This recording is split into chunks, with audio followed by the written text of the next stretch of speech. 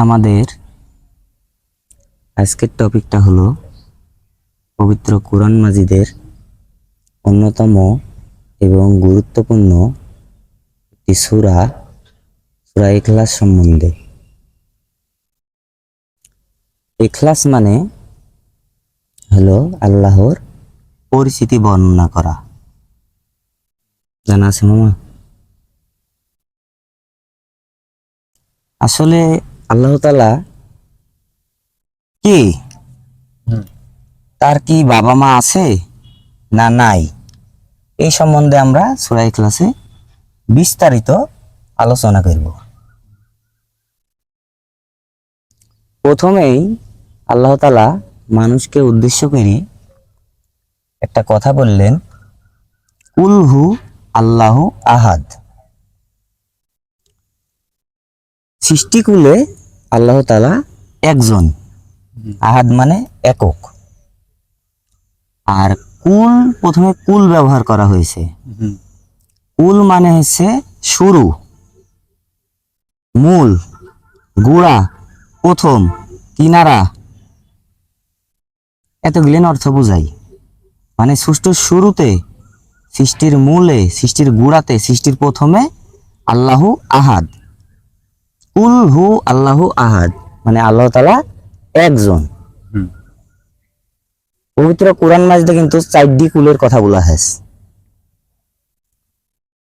সূরা ইখলাস কুল হু আল্লাহু আহাদ, সূরা ফালাক কুল আউযু বিরাব্বিল ফালাক, সূরা নাস কুল আউযু বিরাব্বিল নাস, আর সূরা ইখলাস। তাহলে কটা হইলো? 3টি। আর আরেকটা হইলো কুল ইয়া আইয়ুহাল কাফিরুন, সূরা কাফিরুন। 4 কুলের কথা বলা হয়েছে। 4 কুল মানে 4টি দিক। কাবা শরীফের কয়টা দিক আছে? 4টা। মাঝখান থেকে নিয়ন্ত্রণ করে কে? আল্লাহ। 4টি কিনারা মাঝখান থেকে আল্লাহ নিয়ন্ত্রণ করে। তাই পৃথিবীর ভিতর মধ্যম স্থান বলে একটাই জায়গা আছে যার নাম কাবা, সৌদি আরবিয়ায় অবস্থিত, তাই না? কুল হু আল্লাহু আহাদ, সৃষ্টি কুলে আল্লাহ তাআলা একজন, একক। আহাদ মানে একক। তারপর বলা হয়েছে আল্লাহু সামাদ। আল্লাহু সামাদ মানে হলো আল্লাহ কারো মুখাপেক্ষী নন। এর মানেটা বুঝতে হলে মুখাপেক্ষী মানে বুঝতে হবে তোমাকে আগে। মুখাপেক্ষী মানে সামনাসামনি। যেমনি তুমি আমার সামনে আছো, তুমি আমার সামনে আছো, তোমাকে আমি দেখতে পাচ্ছি, আমি তোমাকে দেখতে পাইছো, এরকম সরাসরি। আল্লাহ সামাদ, আল্লাহ কারো মুখাপেক্ষী নন। তার মানে পৃথিবীর জীবনে আমার এক পাঠ আছে, এই জীবিত অবস্থাতে কিয়ামতের আগ মুহূর্ত পর্যন্ত আমার এক কারো সামনাসামনি আল্লাহ এরকম প্রকাশ না, আল্লাহ কেউ দেখতে পায় না, অদেখা। যারা অদেখা জিনিসে বিশ্বাস করে, ইমানের সংজ্ঞা। যেমনি বাতাস, তোমরা দেখতে পাবে বাতাসে? না। দেখতে পারবে না, অনুভব করতে পারবে। কিভাবে? ওই যে গাছের পাতা লড়ছে, গায়ে লাগছে, ঠান্ডা লাগছে, এরকম অনুভব করতে পারবে।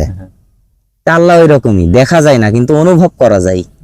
তাই বলছে সূরা ইখলাসে 2 নম্বর আয়াতে আল্লাহু সামাদ, আল্লাহ কারো মুখাপেক্ষী নন, সামনাসামনি নন, অতএব আল্লাহ দেখা যায় না কিয়ামতের আগ মুহূর্ত পর্যন্ত তো না, কিন্তু একদিন দেখা দিবে। এই আল্লাহ সামাদের মানে হয়েছে এটি। তারপরে বলা হয়েছে লাম ইয়ালিদ,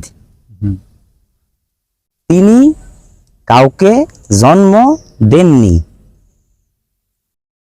এই আয়াতের ব্যাখ্যা করতে গেলে দেখা যাচ্ছে যে তিনি কাউকে জন্ম দেননি। জন্ম বুঝতে হবে তোমাকে আগে।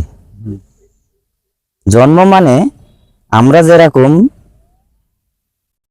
স্ত্রী সহবাসের মাধ্যমে নিজের ওরস থেকে সন্তান জন্ম দিই, এইভাবে আল্লাহ কাউকে জন্ম দেয়নি।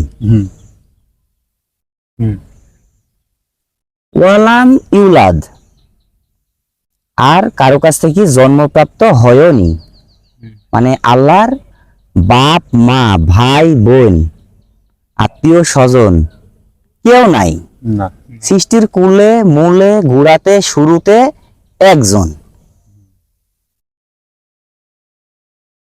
তারপর বলছে যে ওয়ালাম ইয়া উল্লাহু কুফুয়ান আহাদ, আবার লাস্টে আহাদ, প্রথমেও আহাদ, কুলহু আল্লাহু আহাদ, ওয়ালাম ইয়া কুল্লাহু কুফুয়ান আহাদ।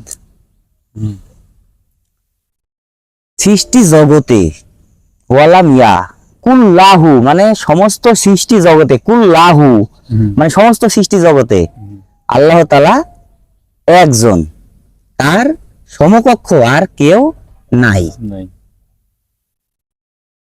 আমরা কি পরিষ্কার বুঝতে পারছি পবিত্র কোরআন থেকে? সূরা ইখলাস, আল্লাহর পরিচয়।